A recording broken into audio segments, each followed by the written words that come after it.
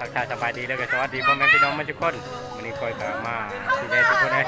มาเลี้ยงหอวันนี้มาเลี้ยงหออยู่บ้านพี่ละเตอบ้านพี่แต่ละปีนะก้อนสี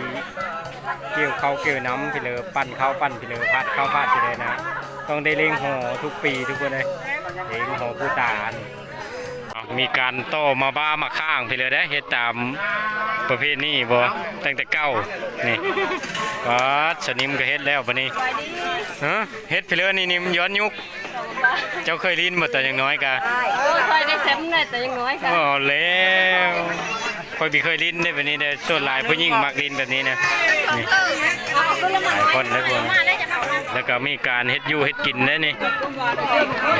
เฮ็ดกินกับไก่แล้วส่วนหลายนี่เพราะว่าถ้าโง่ควายแล้วมีคนบ้านะอันนี้บีที่มีคนบ้าบีที่มีแต่เล้งหอธรรมดาเลยนี่มีมาตั้งแต่ข้าวปูข้าวหญ้าพุ่นละนี่ตีนไก่เล่นอะไรหัวหน้าลาบบ่ลาบเก่งแม่หัวหน้าชานุ่มเพิ่นอันนี้ก็ตั้งเป็นพ่อโก้พร้อมสีพายพร้อมนี่ฮะนี่ลาบได้นี่ใกล้ยักษ์ตัว17ตัวโอ้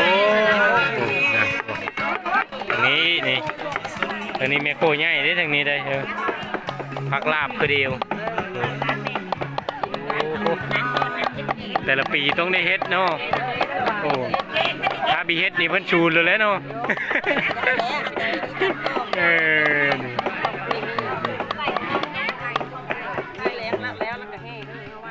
โอ้แห่เขาวัดอีกมื้อนี้วัดทางนี้ก็ปิ้งนี่ปิ้งแล้วก็ต้มน้ำซุปมันทางนี้โอ้มีผู้จ้องแล้วมั้งเนาะตัวนี้เนาะนี่ต้มบ่อนี้นะต้ม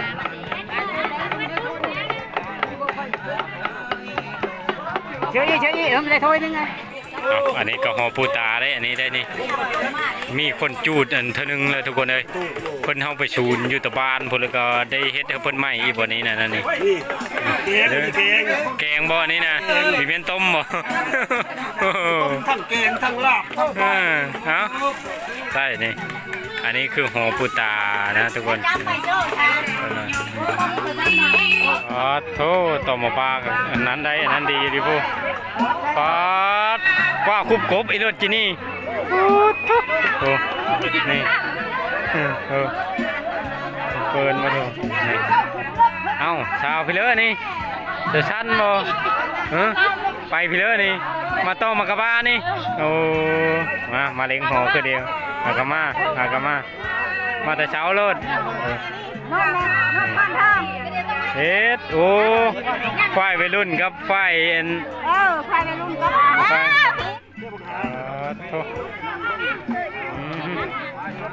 โอ้สุกลงมาช่วยอันนี้กันเหลือนะคู่เอานะเห็นหลายเมนูเลยเสร็จแล้วมาหมดบ้านเลยได้ทุกคนได้เพื่ออย่ามาก็มาแต่บางคนก็บีมาชนนึงบางคนก็ไปเกี่ยวข้าวเกี่ยวน้ำแล้วละ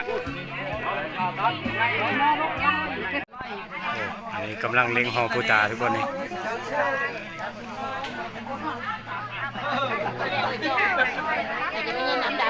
จันบุญมีมาเลยพี่ปูตาปูตามาหมดไปเชี่ยว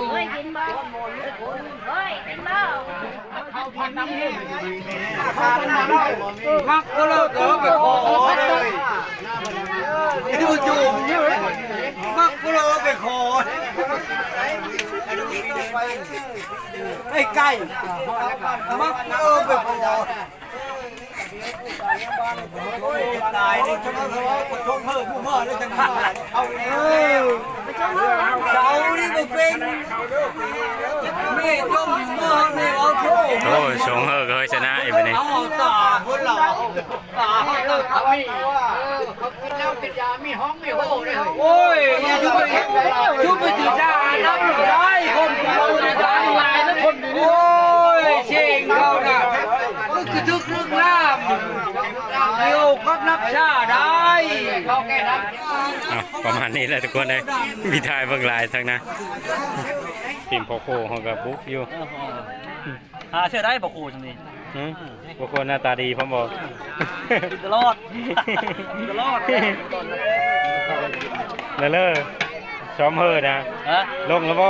ลงเรียกว่า โอ้เขาได้ชงทีมได้ เห็น ข บ่ อได้ เห็นเอิญจะว่านี่นะเนี่ยห้อยอย่าขึ้น โอ้พี่ได้ยิน เนี่ยห้อย เป็นตะเชงโมลี่นั่น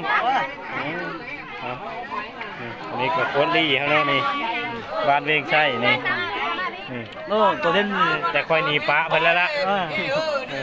เดี๋ยวค่อยสิไปล้มเดียวก็เพิ่นอยู่หนองช้าวันนี้ก็โลเอาแล้วได้ทุกคนได้นี่ลาบไก่อยู่พีเนี่ยเขาชิโลเอาทุกคนเลยนี่ลาบไก่ลาบเป็ดอยู่พีเนี่ยเขาชิบิโคได้นี่เขาชิโลเอาแบบนี้แล้วนี่โลจนมันชุกเลยแล้วก็น้ำที่น้ำโหมมันนี่ก็ท่อเขาบันเก้านี่ข่อยโทษนี่ปิ้งไก่นี่ปอโทษไปดูแฮมก็ดูนี่ปอโทษผมซอยๆสินี่น้ำพี่เดมันน้ำโนมันโอ้เอาต้องพุ่นกันเช็ดพิธีเดียวโทหายเราโทวันนี้พวกบึกใหญ่หนึ่งเฮ็ดเผื่อตองหมอนะ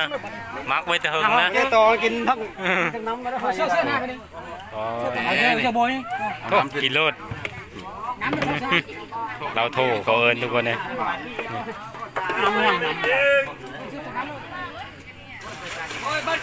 เฮ็ดลองแตะปัวลงได้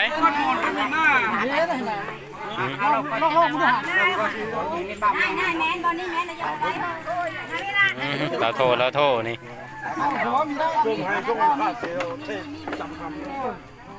เอาเลยคือพี่อ้อจ้ะโอ้โหบีเป็นตะท่อมาเลยแล้วเนี่ยนั่นเจอลูกเอาแล้วบ่มีเจ้านะมีเจ้าก็มีน้องเราโทเขาที่เขามักไว้นี่ปีแล้วยี่ก็หมดแล้ว เนี่ยพอเรานะ จักมือนี่นะเขามักไว้นะจักมือนี่ เจ้าก็เห็น 2-3 ทิศโอ้ประมาณ2-3 ทิศ แม่กอง ประมาณเดินนี่แหละทุกคนเลย เอาเรากินนะเอาเหยจะได้กองจะรับกันนะ จะขอเชิญพี่เลยเนี่ยเด้อ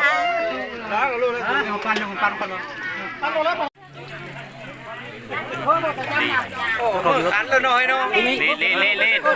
พี่ลงขนาดละจะมดเลยจะบันเลยได้แต่นี่ก็บันเลยได้จำนั้น ลองชิมแล้วบอกชมบอก ไอ้คนก่อนเชื่อสมยางเลยเน็ตไปได้ต้นมืออย่างนี้ว่ะเชื่อหน้ามือ เอารถชิมเนื้อมือชิมนู้คำแดงเนื้อเลย เราโทษ แซ่บบ่หรือชมหรือพี่เลยหรือผมเป็นตะกินเลยเป็นเนื้อเลยเบิ่งจากหน้านี่บ่ป้าเลยเด้อชมบ่ชมเนาะชมแล้วอ่ะมันเกินแล้วบ่เลยเนื้อเลยนะหรือยังมีท่านเป็นคัก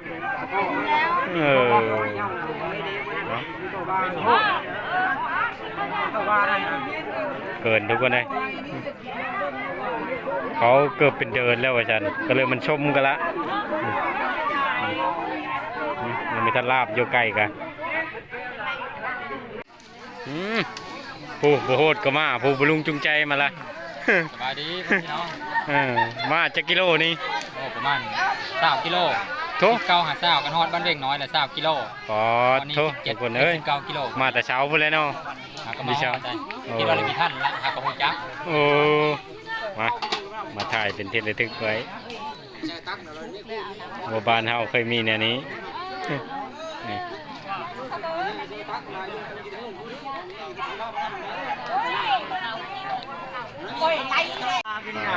ตู้นี้ข้าวยาว่าอย่างนี้เขาต้องว่าข้าวยาก่อนเขาแม่โทษไปเด้อนี่เพื่อบัดอย่าไม่มาเลยนี่อย่ามาเนาะนี่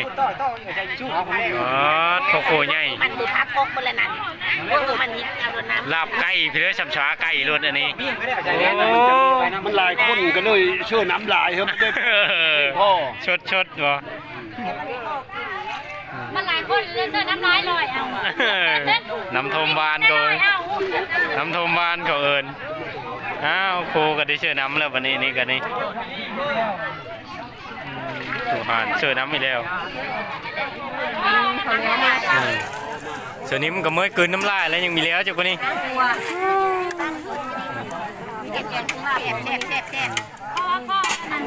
ตอนนี้เริ่มเรียบร้อยได้วันนี้ได้ครูตักตอนนี้ครู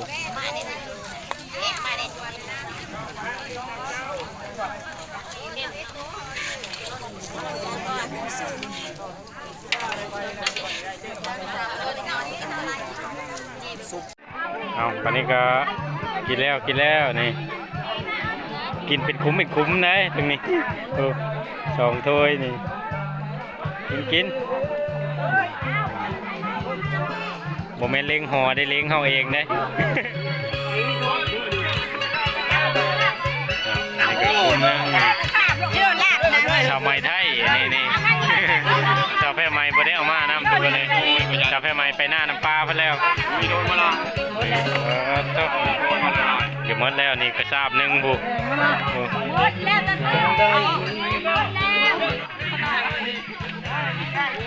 ทางนี้นี่คนนี้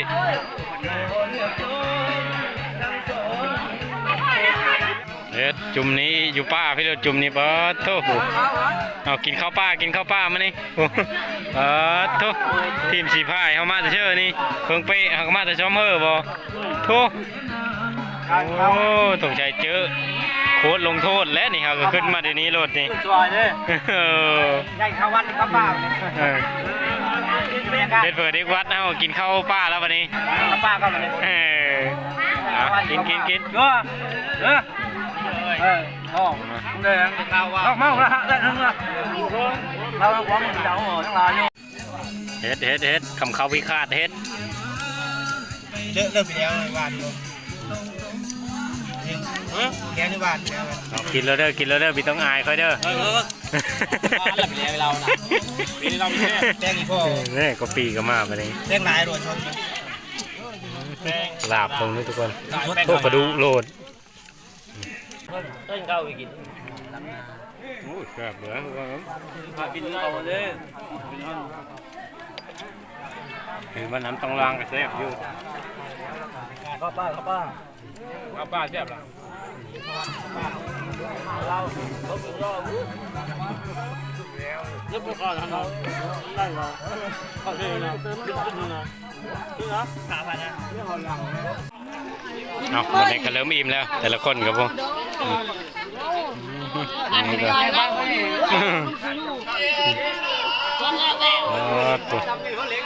เริ่มอิ่มแล้วแต่ละคนก็อิ่มแล้วก็ทยอยเมื่อได้แบบนี้ก็ปูพ่อคำชูนบอกคำชูนมีเห็นปีนึงแล้วทุกคนเลยจังมาแต่เชื่อไปเชื่อก่อนล้างละโอ้กำลังทำใจบอกคำชูน